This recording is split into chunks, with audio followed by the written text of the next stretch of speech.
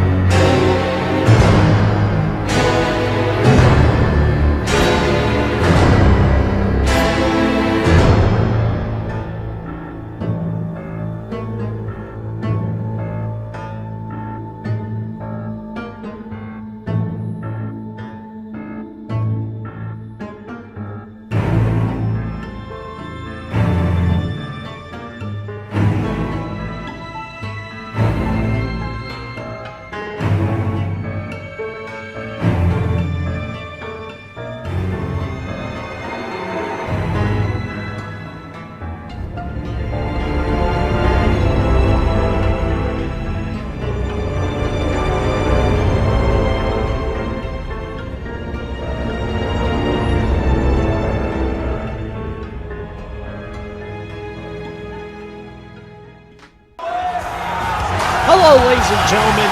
I am your solo commentator forever and always, Michael Anthony, welcoming you to the second installation of Ring of Fire Wrestling. Tonight, we bask in the glory of the sheer domination of Bezbozna Jacob Mazur, the new RFW champion. We usher in a new era. And we will hear from our champion later tonight, as you saw from that promo package opening the show. But first up, we have 3 scintillating matches for this episode tonight, including a first-time matchup opening the show with Jordan Richard facing the Avant-Garde, the new Third Eye Institute member, John Inch.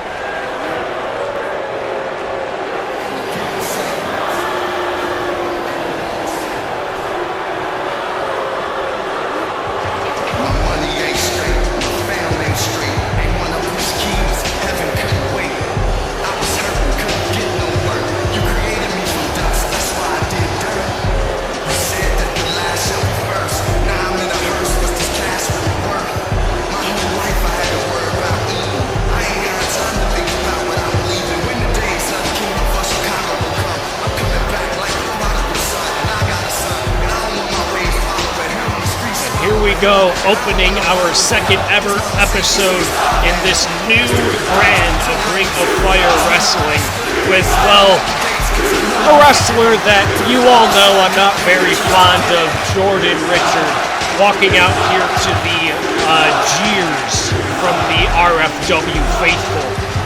Jordan Richard recently finding himself in a bit of a heated war of words with Desmond Cruz, the debuting Desmond Cruz, who, let's face it, brutalized Jordan Richard's close friend and possible mentor, Akatsuki. Jordan Richard surprisingly coming to his aid at the end of their matchup in the first episode of RFW. Desmond Cruz laying both of them out. But tonight, Jordan Richard has to put his mind off of that and focus on the Avant-Garde. Baby hotline, please hold me close to you. Baby flatline, slow time to feel it too. Baby snack time, chow down to her butt. She's a quarter of quarters, no boundary boredom, no boundary boredom. And out comes the previously said Avant-Garde John Inch, much to the opposite reaction that Jordan Richard gets from this crowd. Listen to the cheers from the RFW faithful for John Inch. At this point, if you've been watching our show, you know the story about John Inch. Basically, Jack Stauber, if he was a wrestler, finding himself encapsulated in this cult-like following in the Third Eye Institute, losing his extreme Falls Count Anywhere match against Harry Klein at the Validation pay-per-view, forcing him into this stable, but it doesn't seem to have changed his personality at all, despite what Harry Klein was saying, despite his rhetoric towards what he was saying towards John Inch. John Inch is still very much the avant-garde. He still is very much strange. Still very beloved from this crowd, despite his Third Eye Institute new ties. John Inch, clearly not very influenced by the cult he was forced into, but we will see how that goes throughout this match. He came out alone, but Jordan Richard not only has to be wary of Desmond Cruz, but right before the bell even rings, just as I was saying it, Jordan Richard needs eyes in the back of his head tonight, as out comes the leader of the Third Eye Institute, Harry Klein, much to the chagrin of the crowd. I agree with them. Go away. Let these two have this match. John Inch doesn't even seem very pleased about this either. Harry Klein strutting out to the ring, making his presence known to both JR and his underling, John Inch. I'm just here to support you, John.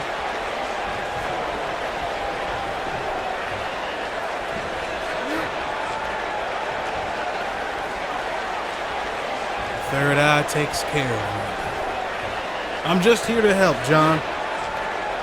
Well, you heard Harry Klein. He's out here supposedly just here to help, but you know Harry Klein must have underlying desires for this match.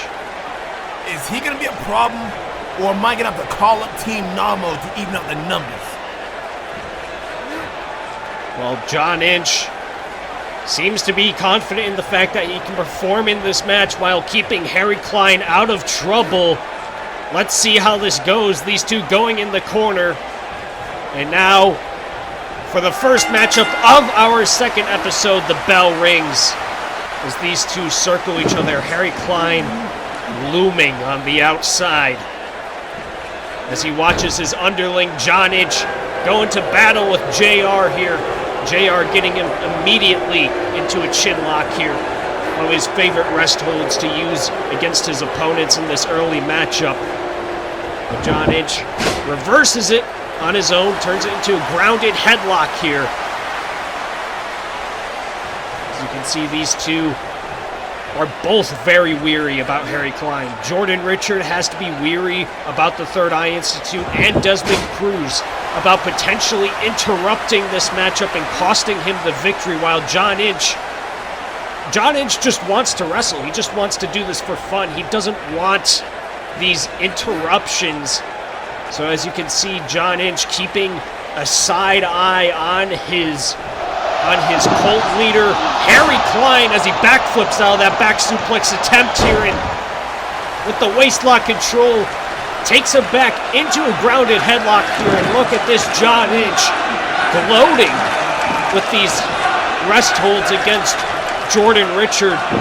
Seems to have flipped the script here on him. Usually it's JR who's the cocky one in these matches, but John Inch clearly getting in his head here. Standing switch from that waistlock attempt, and he takes him down again.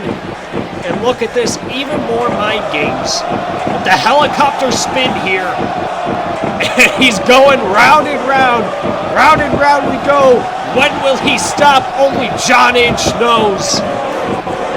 Switching it up on JR. And look at that. Clearly, he's gotten immediately into the head of Jordan Richard. It's not that hard with the cocky attitude that JR displays. Stops the snapmare attempt there, but oh, look at this. John Inch, oh, inverted atomic drop. Anthony, my balls.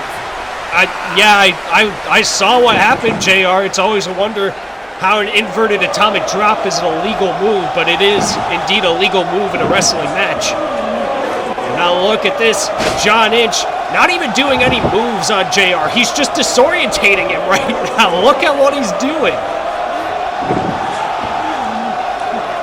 Getting into the mind of JR and now causing his mind to spin around in his own skull with all those dizzying move attempts. And now, oh, look at this. Both men are dizzy and John Inch still falls down for the cover. Jordan Richard not even able to stay on his own two legs, but John Inch mocking Jordan Richard after causing him to get dizzy enough to fall down for the pin. JR backs him up there and, oh, clothesline takes both men out of the ring. But Jordan Richard still trying to recover his equilibrium, still on unweary legs. Now look at this. JR not taking the mind games very kindly. This ground and pound on the outside, much to the chagrin of the RFW faithful. Now what is JR looking to do here? Doing some damage on the outside. Oh, did you hear that impact? Back suplex on the steel barricade. High on the neck there. A target for JR to exploit. As we all know, he loves to use those neck breakers as he gets momentarily distracted by Harry Klein on the outside, but Klein, deceivingly so, telling him that he's not there to interrupt. He is just there. He is merely an observer in this matchup. As JR continues to stay on John Inch here. Crowd not very appreciative of this at all. Oh, as I was saying, two neck breakers immediately in this matchup. So many ways for Jordan Richard to hit that maneuver, and he utilizes them to varying amounts of effectiveness as he goes straight back into the chin lock here. Right in front of Harry Klein. Look at how disrespectful Jordan Richard is. Watch and learn, Michael Anthony. I'm watching, but I'm not learning much, Jordan Richard. You know, these are the type of things why I dislike Jordan Richard. Don't get me wrong, I give credit where credit is due. He is a fantastic wrestler, but he lets his ego get in the way a lot of the times. And rather than wrestling, he'd rather monologue in these rest holds. As he puts him in the corner there, JR getting both into the mind of the Third Eye Institute and John Inch. Both of these men are students of the game in psychology and getting in your opponent's head in two different ways. What a combination there. High knee in the corner, followed up with the tilt-a-whirl backbreaker. Could that be it? Looking for a quick victory here on the Avant-Garde. But that is not enough to take out John Inch. We saw at Validation. We saw how resilient John Inch is. All of the insane and brutal things that happened in that match. Frankly, this might be one of the most resilient wrestlers Jordan Richard has ever faced. He's definitely got to do more than what he usually is used to doing in his matchups against his opponents. Looking for the knee strike there when he gets tripped.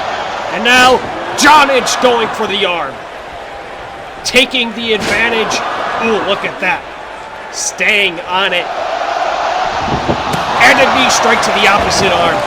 John Inch starting to take his target. He loves to target the arms and set up for his finishing submission maneuver. Those aren't meant to bend. And oh, look at this.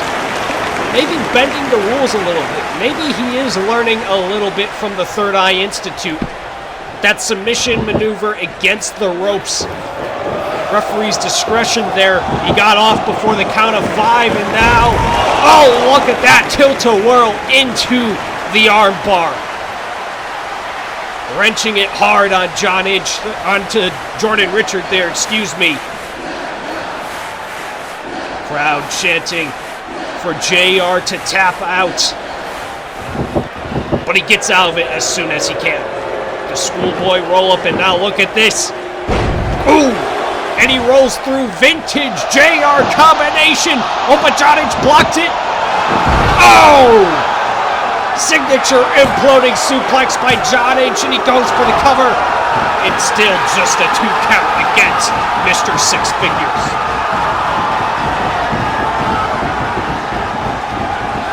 Now he sits up JR here. What's he looking for? Looking for another submission type hold. Wow. A type of butterfly lock. I'm not even sure what type of submission hold this is. I don't have a name for it. One of those rare moments where I don't know the move names, and he turns it into a different type of butterfly lock here. Grinding against those shoulder joints. Really stretching him out there. And he's got locked in tight. JR struggling in this submission maneuver as Harry Klein watches on. JR trying to knee his way out, but look at this. Jonic has him in sublime position, rolls him up, goes for the cover, and a kick out at 2 yet again. Now Jonic, goes back to that arm with the Pele kick. I think I know what he's setting up for. Yes, his signature combinations of arm-orientated moves. And we all know what this usually sets up for. Oh, look at the rotation on that arm wrench. And yes, he's calling for it. He's setting up for it. He's looking for those aren't meant to bend. He's got him in position. He's got it locked in. What an upset victory this would be. This would be Jonic's first victory in RFW/3 Lions since his debut before Adapt or Die. He's got it locked in tight. Look at the way his arm is bending true to the title of the finisher. Harry Klein looking on proud. He hasn't interrupted this match so far. And Jonic getting out of it. And, oh my God! He just shoved Jonic into the bottom rope. I think his teeth smacked against it as he spills to the outside. Jordan Richards still trying to recover from those aren't meant to bend. Trying to shake it off, maybe trying to take the count out victory. And just as I was saying it, here comes Harry Klein. What is he? What is he doing? What is he doing? What is that? What is Harry Klein doing? Jordan Richard equally as perplexed as I am. What is Harry Klein doing? Surely a distraction and third eye vision! He stunned JR with that strange flexible display and hits his finisher on him. Clearly trying to get Jonic the victory, but I think he's privy to what just happened. He's not pleased with it. Crowd saying what I'm thinking. Harry Klein interrupting this excellent matchup that's opening the card, and Jonic telling Harry Klein he didn't need the assistance. What is he doing?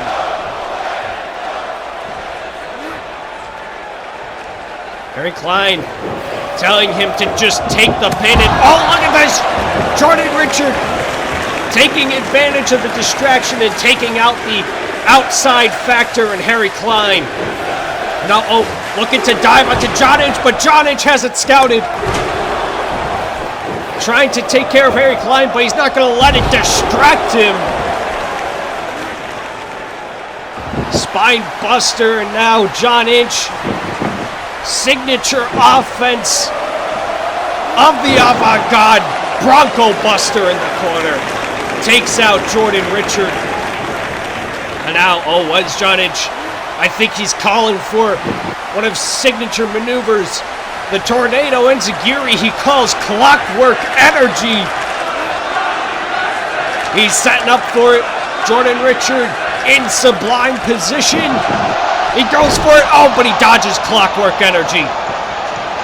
Now, JR sending him off the ropes. Look at this. Looking to complete his earlier vintage offense, and he hits it, the twisting suplex neck breaker. He goes for the cover, and oh, John Inch just able to kick out in time. That resiliency that I previously described on display here in this matchup. And now Jordan Richard setting up in the corner, looking for a running blockbuster, but he dodges it. And now John Inch sets him up. Oh, super kick turns him around. Oh, what's he looking for here? Oh, he got caught. Oh, buckle bomb. And followed up with a super kick. Another vintage Jordan Richard combination. And he's not done. Drip drop out of nowhere. He goes for the cover. That's surely it. No, John Inch kicks out right before 3. This pace is surely picking up, and it's frustrating Jordan Richard. John Inch has gotten so much into his mind. He's clearly pissed off that he didn't get the victory there off the drip drop. But he's still got him dead to rights. He's setting up for it. He's got him. Gift of Jasmine. That's it. But, Harry Klein getting up just in time to distract the referee. Referee wasn't even able to get down for a 1 count. Harry Klein knew that was it for his Third Eye Institute disciple, and clearly distracting Jordan Richard here, allowing John Inch time to recover. And look at that recover he did. Pops him rolling up with the small package, but he kicks out. Jordan Richard getting up and, looking for the thrust kick. Clockwork energy out of nowhere. And he puts him on the ropes. But John Inch falling down in exhaustion. He has absorbed too much damage. He can't get up to effectively follow up off of that clockwork energy. Harry Klein beckoning him to get up. But Klein, it's almost like he wants John Inch to achieve on his own. But Klein, what is he, distracting the ref yet again? What is he, come on. Another Third Eye Institute member, Darian Castor. What's he looking for underneath the, Oh no, so many factors in this matchup. All the people that Jordan Richard had to look out for are all coming out of the woodworks. Desmond Cruz, oh my God, what a big boot. Taking out Jordan Richard while the ref was turned away. Darian Castor is looking at Desmond Cruz. It's like he just took his kill from him. Well, in any case, what Harry Klein was aiming to do was effective, Third Eye Institute member or not. Desmond Cruz just cold-cocked Jordan Richard with that big boot. John Inch is none the wiser. He has no clue that somebody just knocked out Jordan Richard. John Inch, he has no idea that people just interrupted, but he's going for it. Oklahoma! Another finisher of John Inch, and John Inch picks up the victory. John Inch just picked up his first victory since he debuted back in 3 Lions. It would be a very impressive upset victory. It comes at such a shame that it came at the cost of Desmond Cruz giving him the victory, and of course the Third Eye Institute constantly interrupting throughout the match. Harry Klein, he doesn't even seem to be aware that it was Desmond Cruz that got the final knockout blow. Congratulating Darian Castor, but as you can see, Desmond Cruz, like a silent hitman, standing at the top of the ramp, admiring his handiwork. Down onto the ground. No flat line, but Bruce scared of bow. Baby sat by and felt.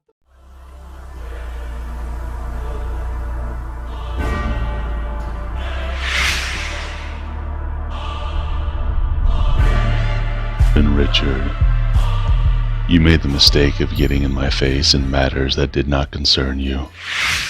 And for that, you have sealed your fate. Desmond Cruz, JR, giving Desmond a welcome to RFW. It's a 50-50 fight.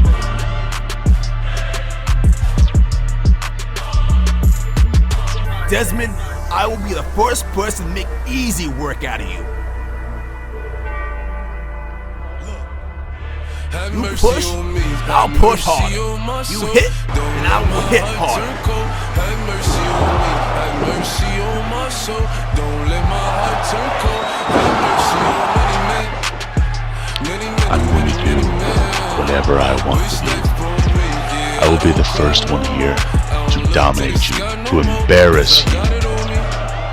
You will be left beaten, bruised, battered, brutalized by the king of the road. Wish they for me, yeah, I don't cry no more. I don't look to the sky no more, cause I got it on me. The way I defeat Desmond will got show it how on great me. I am. I got it on me. You could run up if you want. Bring that down! Mercy on me. Yo, there she is, our RFW Women's Champion. Now, I'd like to get your thoughts up on this matchup here tonight because you have history with both women. One has beaten you, you've beaten the other, and whoever wins that match here tonight gets to face you for the RFW Women's Championship at our next upcoming pay-per-view. Now, before you answer that question, I really want to congratulate you because you've been defending that belt outside of the business and you've been successfully retaining. And I really just want to give you congratulations, but I'd really like to get your thoughts on this matchup that I've made here tonight. I fought both already. And one fought me at the right place at the right time, and the other I beat already. I worked my ass off to be champion. The only thing those ladies will ever take from me is notes. John, moment of your time.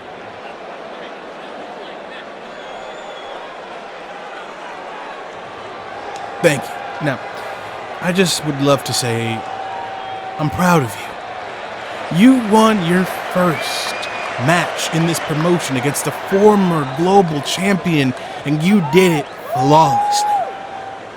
However, I do have some issues I'd like to bring up, if you don't mind.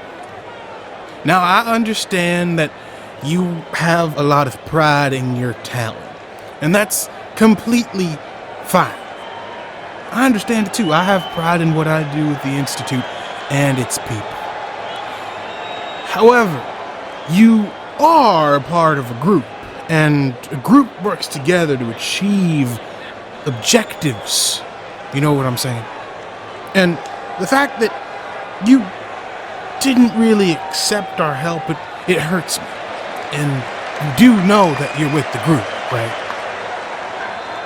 Good. So, I would just like something from you. I understand you wanted to win clean and you did it. But I'm just asking you to help another member of your group out. You see, Mr. Danny Kirby is going to wrestle HOH later on today, and I would just love if you could help. Can you do that for me? No, I understand. You guys haven't been on the best of terms since the last time you were involved in a match with him. Now, that's completely fine. So, what do you say you help Miss Dawkins out with her match? It's a contendership for the RFW Women's Championship. That's all I am simply asking. Just to help. It's not too bad. You don't really have to do anything. Just stay there, and she can definitely handle the rest by herself. I see. You do know who Miss Dawkins is fighting, right? Your significant other, Miss Elodie. Oh, that's unfortunate. Maybe, I don't know. I was just wondering about if you knew what was going to happen. But that's fine. You don't need to do anything. As a matter of fact, we can just let this all slide under the bridge. Okay?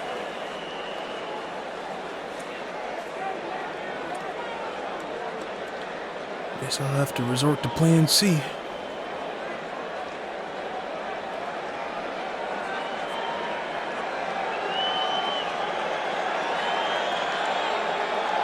I always hate resorting to plan C. Well, what an interesting little peer into the mind of the leader of the Third Eye Institute. Seems congratulatory towards John Inch, but I don't believe it for 1 second. He definitely has ulterior motives, as we saw in our opening matchup tonight. But as mentioned by our promoter, Jeremiah Richardson, up next is a contendership matchup for the RFW Women's Championship between Belle Elodie on the left, Michaela Dawkins on the right. Let's take you to the ring for that matchup right here.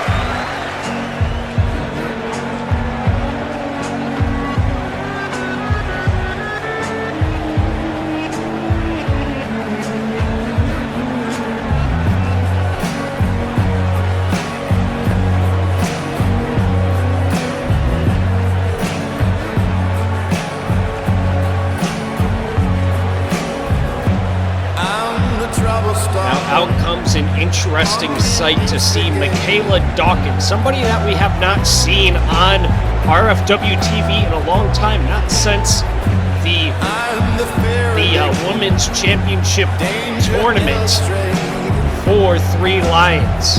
Now she was there in a losing effort against amazing women's talents, but here she is tonight facing Belle Elodie, somebody we have seen once before, and this time wearing some new colors with her gear, and that color in particular being tie-dye, coming out to the Third Eye Institute. We saw her coming out with Harry Klein and Darian Castor at Validation, but tonight we are actually going to get to witness her wrestling ability for the first time in a long time. We'll see how she fares up against the self-proclaimed mistress of thickness, the audacious Belle Elodie.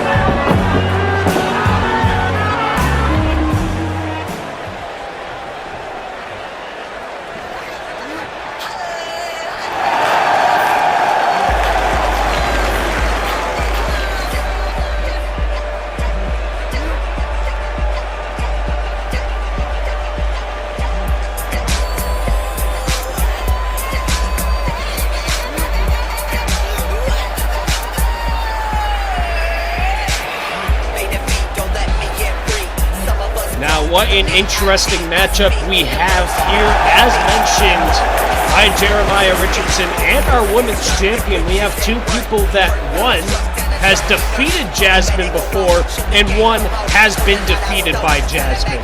More recently, Belle Elodie debuted in RFW against our women's champion in a losing effort, but she showcased just exactly who she is and her enigmatic personality, coming out here making it feel like a nightclub.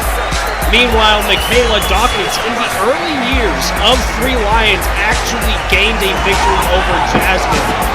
So both of these women have motivations. Michaela Dawkins feels that she deserves a shot at that championship, albeit Jasmine is a very different wrestler now than she was then, while Belle Elodie is looking to redeem herself off of that debut loss against Jasmine. Here we go. Both women set and ready for this contendership matchup. And Belle Elodie strutting her way forward and presenting herself to her opponent, but that's not smart to do. Michaela Dawkins is no funny, she is no games played type of wrestler. She is extremely disciplined. She is a very proficient, technical MMA style wrestler. And now, oh, look at this.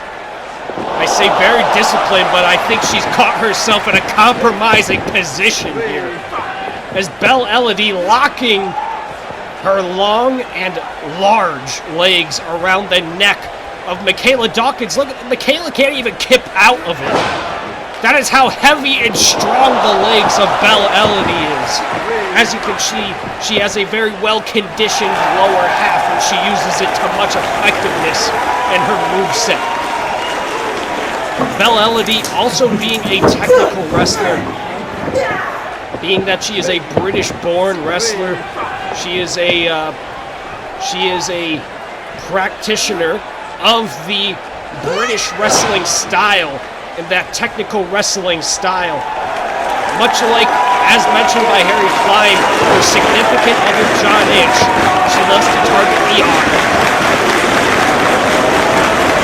and the legs. She just loves to target the limbs and set up for a submission victory in her matchups. But in addition to that, she has a very unique moveset using her lower half to her advantage in her matchups. And I don't have to say it directly, but she uses her quote-unquote assets as a weapon in her matches. Oh, look at that. Michaela Dawkins taunting Belle Elodie. But Belle, she just seems to like it. Awkward to commentate a Belle Elodie match, but Belle staying on top of Michaela Dawkins. Michaela Dawkins has made quite a few mistakes in this early matchup. Belle not allowing Michaela Dawkins any major offense here. And, what is this? What is she? She's just playing with Michaela Dawkins right now, getting in her head and grinding her face into the mat. But Michaela punching her way out of it. And now sizing up the Mistress of Thickness, going after that arm with that arm drag there. It seems to pain Belle Elodie there. Oh, what a stomp to the shoulder. You could easily dislocate a limb that way. Michaela dragging Belle into the middle here, stomping her down. Look at this aggressiveness. It's not new for Michaela Dawkins to wrestle very aggressively like this. She was much like this before joining the Third Eye Institute. She's just a perfect fit for that cult that Harry Klein leads. And Belle Elodie, much like Jordan Richard earlier in the night, she has to keep eyes in the back of her head, as tonight is looking to be dominated by the Third Eye Institute. Michaela Dawkins in this match, John Inch in the earlier matchup, and even in our main event tonight, Danny Kirby goes up against HOH. The Third Eye Institute is swarming RFW like a swarm of bees. She gets her up into the headlock here. Belle Elodie sending her off the ropes. Drop down and a leapfrog. Just playing around with Michaela Dawkins here. And oh, look at that. As I said, using her lower half as a weapon much effectively. She doesn't just use it to mess around with her opponents. She actually uses it as a very effective weapon. Now, picking up Michaela Dawkins, the crowd going nuts for Belle Elodie. She became a very quick crowd favorite upon her debut against Jasmine, but Belle taking much too much time, soaking in the adulation from the crowd. Now, oh, Michaela Dawkins, what a transition into a cross arm bar. The Jujigatami locked in onto the arm that she's been targeting throughout this matchup. Remember what is on the line here. If she gets that submission victory, Michaela Dawkins goes on to RFW's first pay-per-view to face Jasmine for that title. But Michaela, oh, look at this. Gets rolled up by Belle Elodie. What a transition into that spiderweb style roll-up pin. And oh, Michaela rolling Belle Elodie, but Belle with the Imanari roll, and oh, sits down on the leg. Oh, look at that. All that weight crashing down onto the knee, crushing the meniscus It's clearly bothered Michaela Dawkins here, and Belle Elodie has a very clear target to use that British technical style on dropping down on the knee, and oh, look at this, just punching it, wearing it down, and that is real effective. You can see it in Michaela Dawkins' expressions. Belle Elodie might have hyperextended that knee, and she's immediately following up here with the inverted figure 4 lock. She's got locked in tight on Michaela Dawkins, but Michaela, she's an encyclopedia of submission maneuvers. She surely knows how to get out of it, and yes, she does. Turning Belle's own knee, and now getting her up here, suplex position. Belle blocks it. Imploding suplex by Belle Elodie. I believe she calls it the quote-unquote sexplex. Just to show the type of personality Belle Elodie has, sitting up Michaela Dawkins here. Got her in the kneeling position. What is Belle looking to do? Oh, looking to complete that signature Hangman's neckbreaker. Wow, she dropped her hard on her neck. But Belle, again, this shows the inexperience that Belle has. She has not been in the business too long. She cares much too much about what the crowd has to think about the match. She wastes a lot of time as she's going up to the top rope. Michaela Dawkins having time to recover. Big boots her down into a sitting position. And now what is Michaela Dawkins looking to do? She's got her up there. But Belle pushes her off and she plummets back down to the ground. As Belle Elodie, what is she setting up for? Oh, hops to the rope, surprising agility, but oh, look at this!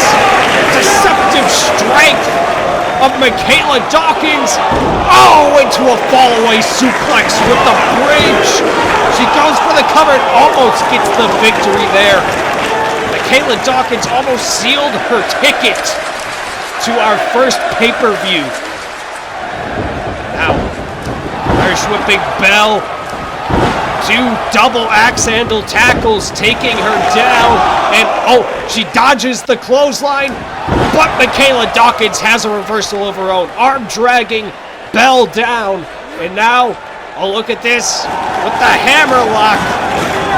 It's got it locked in tight. That hammerlock wrist clutch, pulling on it hard, but Belle intelligently moving her body with it so she's not grinding against her own shoulder joint. But it's still painful nonetheless. She rolls out of it. And now Belle, what she's setting up for here. Oh, with the double chicken wing, and oh, and a slam down. And oh, locking in a signature submission of hers. She calls this the beer bong. If I'm reading my notes correctly, these notes were handed to me by Belle Elodie. So these are the moves she calls them, but they are effective nonetheless. Strange name or not. Looking to get the submission on Michaela Dawkins to get the contendership for the RFW Women's Championship. But Michaela elbowing her way out, and now, oh my God! What a high-angle German suplex. Just dumping Belle Elodie on her neck.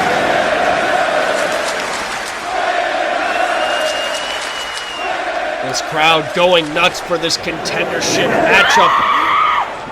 Michaela, a scream of rage against Belle Elodie as Belle's gotten in her head. Michaela wanting to end this. I believe she's calling for her finisher. I believe Michaela Dawkins uses a rolling cutter to put away most of her opponents. She's setting her up in position. Oh, she plants her hard onto her face. That could be it. Michaela Dawkins off of a nasty German and the rolling cutter. Oh, but Belle kicks out right before 3. Belle don't mistake her partying attitude for complacency. She wants this bad. She wants the championship matchup at our first pay-per-view. Look at this disrespect from Michaela Dawkins. Now she gets her back up. She got her by the neck, putting her against the ropes. What is Michaela Dawkins looking to do here to seal the deal? Off the rope she goes, dodges the clothesline, and oh, another hip attack by Belle Elodie. Nails her, and oh, rolling through. Oh, she's looking for her finisher. Down with the thickness. And oh, she reversed it into a sunset flip roll-up. Goes for the cover. Oh, still kicks out. And oh, look at this Michaela Dawkins locking in a butterfly lock. Maybe getting into the head of Belle Elodie, the same exact submission maneuver that John Inch uses, but it's very effective for the arms that she's been targeting throughout this matchup. Belle able to get her way out of it though with the strikes, and oh, big clothesline takes her down. And inverted atomic drop. Belle Elodie, oh, going back onto the legs, leg dropping those heavy thighs onto the knees. And now, look at the strength of Belle Elodie. The deadlift powerbomb, she sits down for the pin, and oh, still just barely able to kick out. Belle, she's not letting the crowd distract her this time. She is staying. Ah, Michaela Dawkins, what a shotgun knee strike. Throwing Michaela Dawkins into the corner, and oh, what's Belle looking to do? Taunting Michaela Dawkins, and Belle, oh, look at this. Oh, look at the disrespect. Oh, gee, she's just rubbing it in her face, literally. Disrespectfully smothering Michaela Dawkins in the corner. And now she's calling for it. She's looking to hit down with the thickness again. But Michaela Dawkins gets out of it. And now, oh, what a leg wrapped back suplex. Dumping Belle Elodie on her neck again. Michaela Dawkins brushing her hair, brushing whatever sweat was smothered into her face, setting up in the corner. What's she looking for? Running for it, but oh! Belle caught her! Belle caught her! Down with the thickness! She sits down on it, dropping Michaela Dawkins on her neck, and that's it! Belle Elodie picks up her first victory in her second ever matchup for RFW. Picking up the contendership, and that's right, Belle Elodie is going to our first pay-per-view to face Jasmine for the RFW Women's Championship. What an impressive matchup, and surprisingly, the Third Eye Institute stayed out of it. Congratulations to Belle Elodie.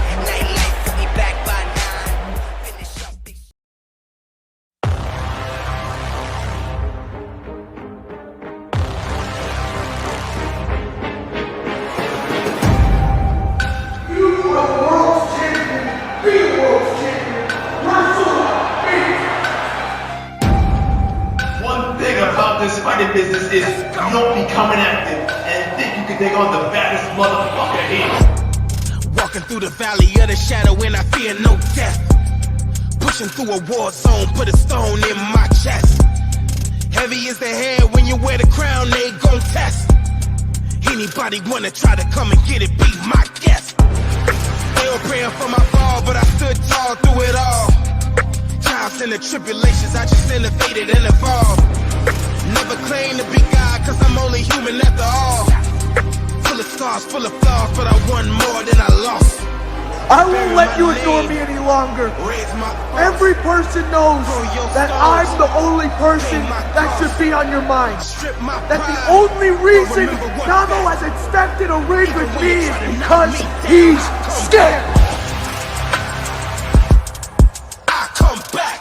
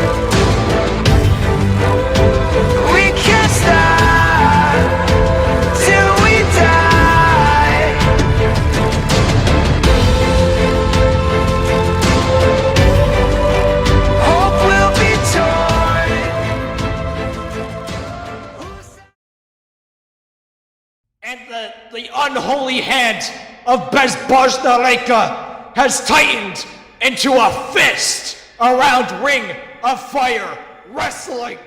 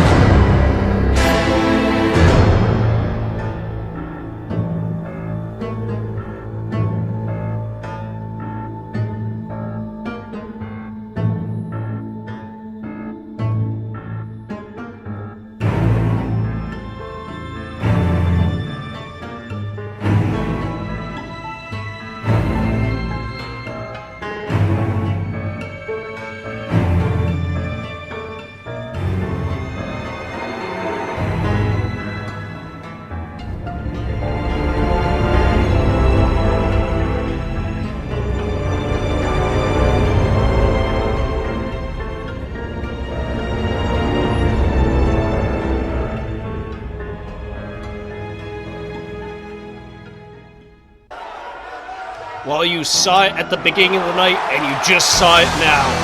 Jacob Mazur, our new RFW World Champion, has his opening speech as our new World Champion. And that is right now. Talk about sheer domination. Never before seen in this business. Not even like the wrestler that he's most inspired by, Hugo the Goliath. No one has dominated quite like Bezbozna, Jacob Mazur. And out he comes, wearing the custom-fitted RFW World Championship around his waist. What a brutal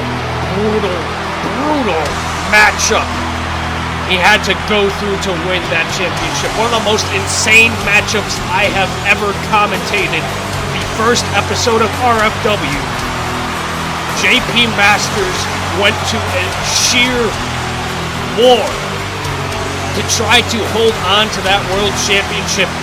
But Jacob Mazur's determination, Jacob Mazur's size and technical ability, it was all just too much to overcome.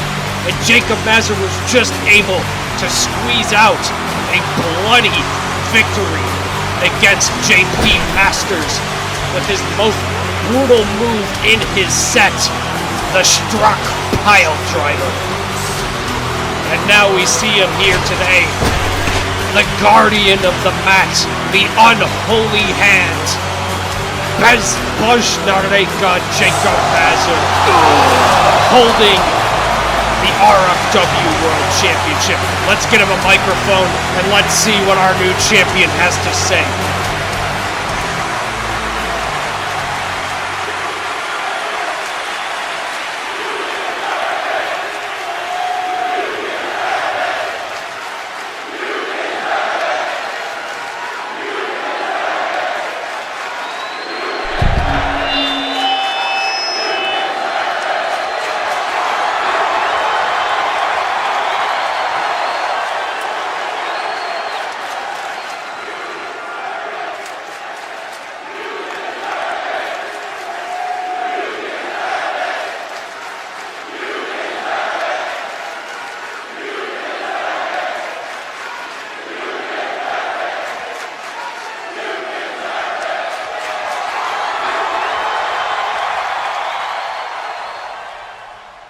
You're damn right I deserve it. 17 years. 17 long years in this business. Raised by a legend. Endorsed by the greatest giant in wrestling history. Hugo tragically passed away, and my father, Maximilian Mazur, retired before he wanted to. There were massive shoes, literally and figuratively, left to be filled in this business. The last two big men in wrestling to actually use intelligent, pure professional wrestling. And now, here I stand, Bezbojnareka, Jacob Mazur, 17 years later, 38 years old, holding my first ever World Championship I won wearing Hugo the Goliath's boots and Papa Mazur's bandanas. Shoes have been filled. Destiny has been completed. And now, the crusade of professional wrestling begins today. You may cheer me now. You may respect me like you always should have, but don't you dare forget my true intentions. I am Jacob Mazur. I am the unholy hand, and with my massive grip squeezing RFW tight, I will be the reckoning to all that is impure in this sorry promotion. Mata yeshweta, a bezbojnareka jestje, opaye kunem. I have a long hit list of those wrestlers who do not deserve to compete in this glorious art form. And number one on that list is my number one contender for this World Championship, Malachi. There is only darkness for you, and there is only death to your crusade. You may be strong, but I am beyond strength. I am the end, and I have come for you, Mazur. Oh my! What a stare down we're getting in the middle of the ring right now. The number one contender, Malachi, coming out of the darkness to directly address our world champion. Jacob Mazur is unshaken though. Is Malachi brave or is he stupid? Look at the size difference between these two. A matchup we are going to get in the main event of our first pay-per-view. But Jacob Mazur is not one to strike outside of a wrestling match as he backs away from this challenge that Malachi is presenting him. Jacob, what? What is, that's Gerard Bowden. That's the IWA World Champion. We haven't seen him on RFW or Three Lions in a long time, and oh geez, Bowden Buster! Gerard Bowden setting his sights on Jacob Mazur's number one contender. What could this mean? What is the IWA World Champion doing back on our roster? Jacob turning around, hearing what's happening in the ring, but Jacob just walks away as Gerard has just laid out Malachi. What could this mean? What is Gerard doing targeting Malachi?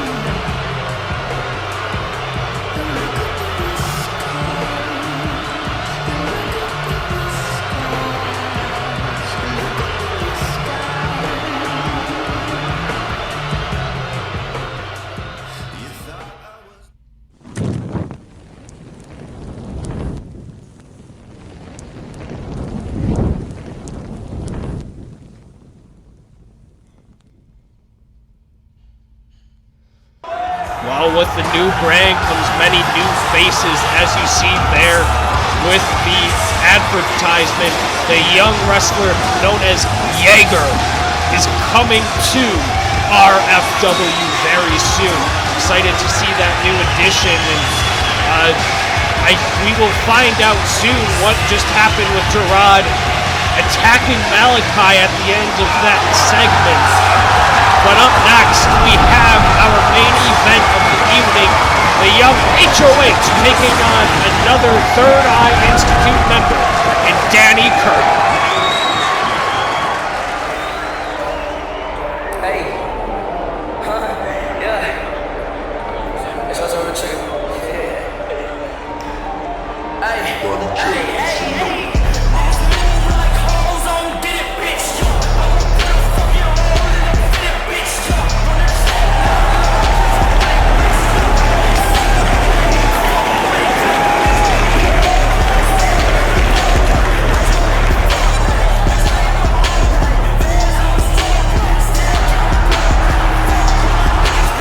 What a busy young wrestler we have in our hands with HOH here.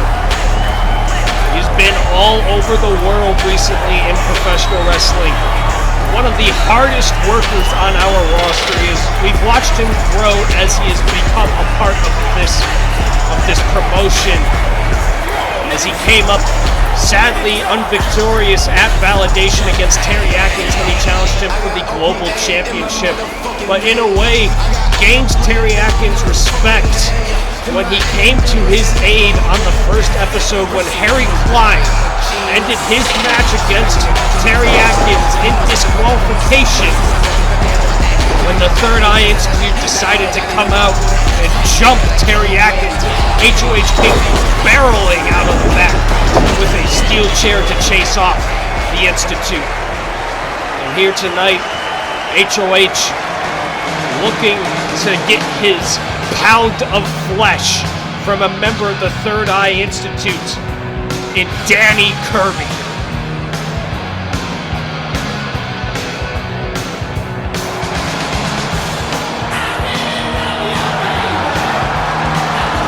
Danny Kirby's not coming out alone. No entrances here for Darian Castor. He shows up with his intimidating presence in the background, a looming threat that HOH will have to look out for in this matchup. And of course, the addition of John Inch. John Inch seemed extremely hesitant and outright denied supporting Danny Kirby in this matchup. But you never know, Harry Klein could force John Inch into helping Danny Kirby from this match. Now the crowd usually would be singing along to Danny Kirby's theme song here, but once the big thick boy, now part of the Third Eye Institute with a different attitude, actually helping Harry Klein defeat John Inch at Validation. The numbers too much for John Inch. The Swarm basically assimilated him into the cult. And we'll see how the number game works out here against HOH. Now Danny Kirby, unlike John Inch, he's not going to be keeping his eyes on Darian Castor because Danny Kirby will openly invite Darian Castor to take out HOH at any advantage that he can get. As they circle the ring here and size up each other, HOH warning Darian Castor to not get involved. As we go into the collar elbow tie-up here in our main event. What a show we've had here tonight. What a match we're surely about to have here with Danny Kirby and HOH. Cheap shot, not a clean break between these two. And Danny Kirby just stepping to the outside to gloat. HOH trying to get to Danny Kirby, the ref, pulling him back, administering a 10 count for Danny Kirby here. Oh, but HOH, high-flying young wrestler, fakes out Danny Kirby and just laughs at him. Actually kind of shades of HOH's match with Jacob Mazur. That's exactly what Jacob Mazur did to HOH, but of course, you know, with less flips. As Danny Kirby slides back in the ring. Danny Kirby, somebody else who also faced Jacob Mazur in a losing effort. But HOH decided to use that advantage to grow, or decided to use that learning experience to grow as a wrestler, while Danny Kirby let that change him in an ugly way, joining the Third Eye Institute. Two different stories we're seeing unfolding here from people who were direct results from the path of destruction that Jacob Mazur reigned on Three Lions Wrestling. But enough about our world champion. Back here to the main event as Danny Kirby elbows his way out from HOH. Chop to the chest. Goes off the ropes again, but oh, look at the athleticism HOH is displaying yet again. Getting back into the mind of Danny Kirby. Playing the mind games on Danny Kirby before he's even allowed to. And oh, look at this. Dodges the clothesline. Oh, what a gut kick. Soul kick to the gut. Stunning Danny Kirby with two leapfrogs. And oh, look at this. Look at the evasive maneuvers by HOH. Too fast for me to keep up with. Danny Kirby crawls to the ropes in front of his fellow Third Eye Institute member, Third Eye Institute's handyman, Darian Castor. HOH telling him to come on, but he throws Kirby to the outside.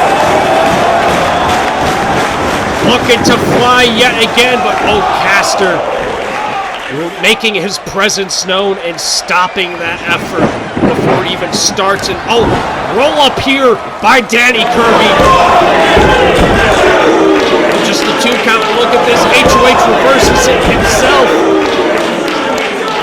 As we're getting a train of roll-ups here.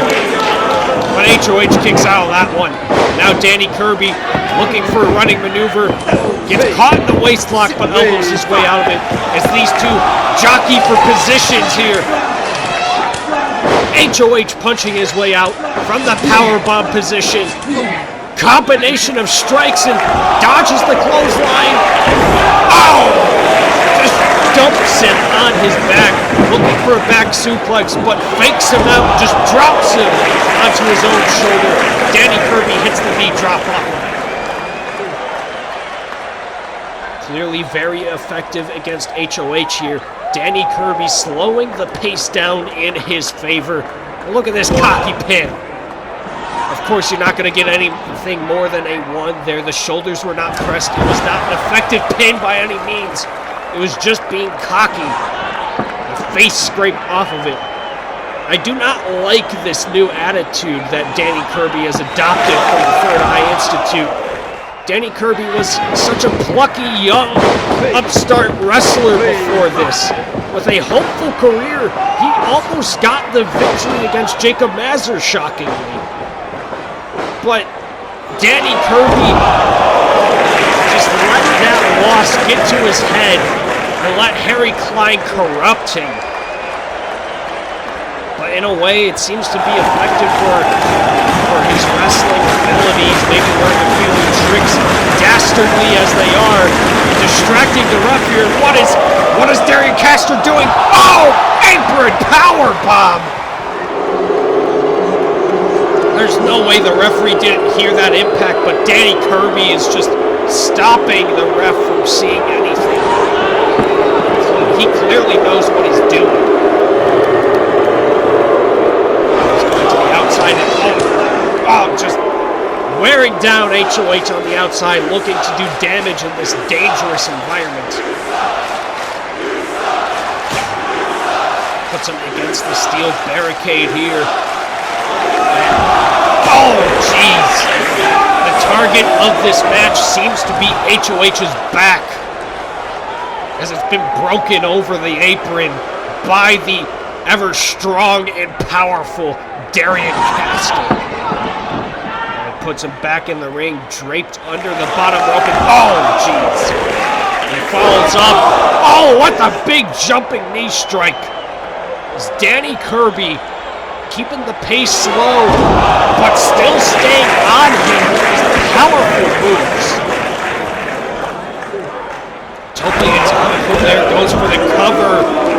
but still a kick out at 2 from HOH. 1-0.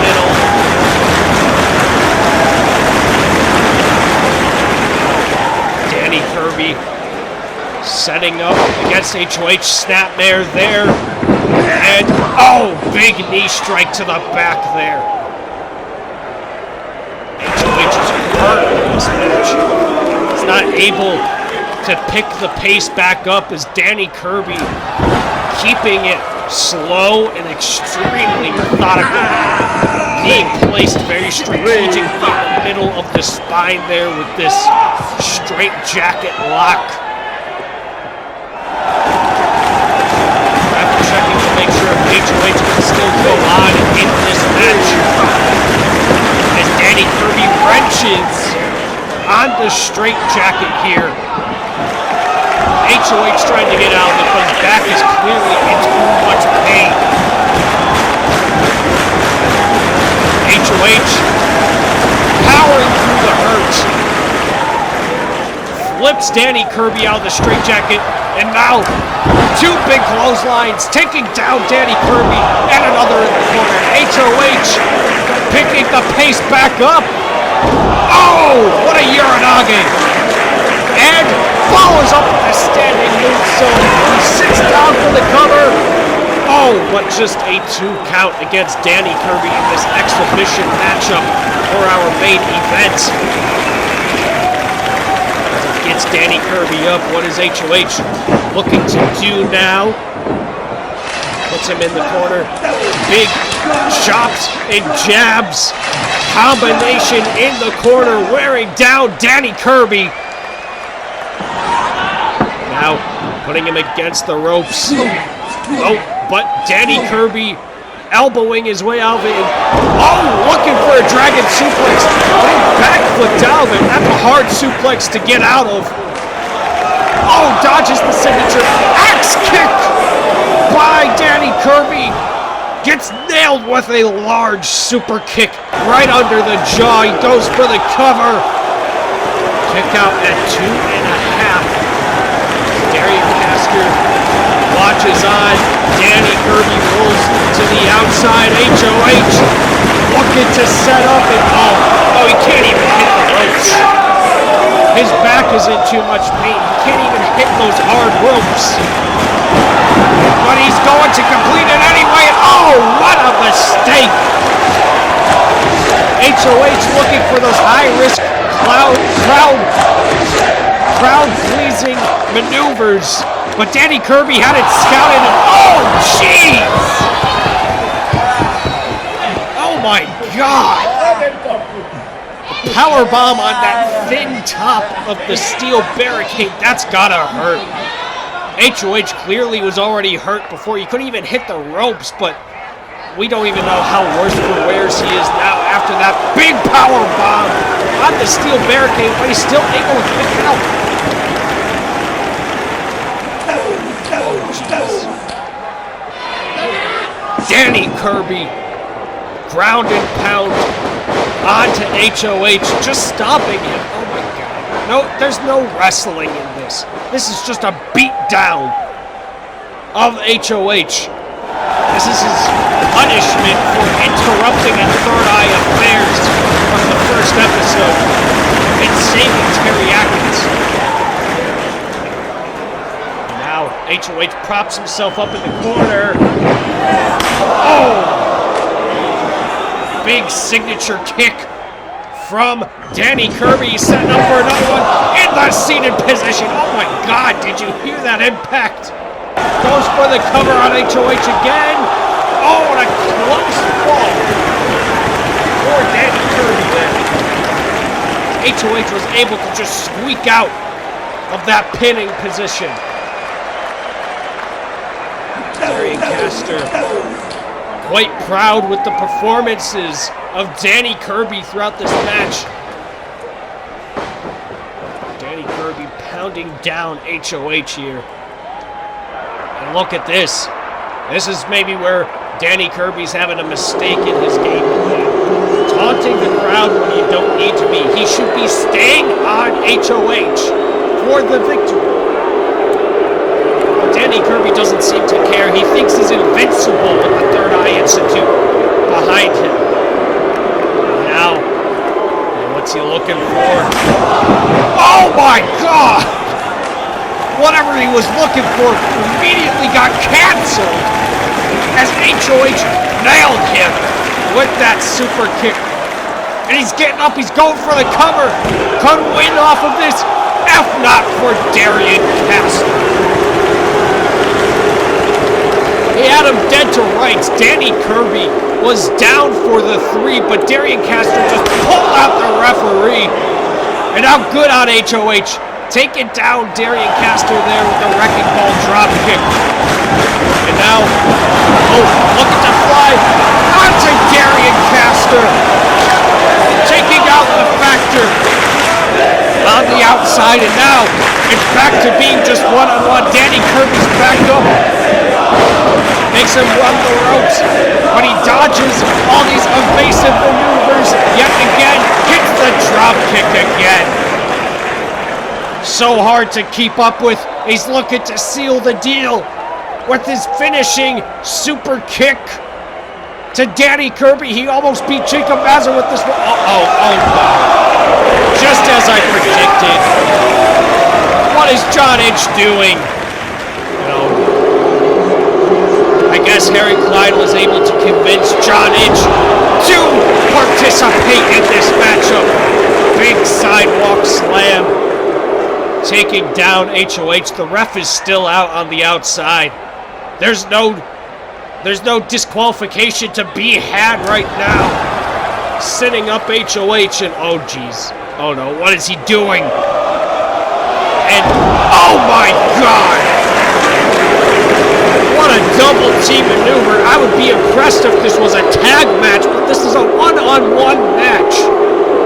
HOH with the unfair numbers disadvantage as Darian Castor throws the ref back into the ring. That's a 3. Danny Kirby picks up the victory for the Third Eye Institute in our main event RFW episode 2. How despicable. Danny Kirby actually picking up his first victory in this promotion too. Much like John Inch. All things considered, it was a successful night for the Third Eye Institute. What is Darian Castor doing? The match is over. Look at John Inch. Good on him.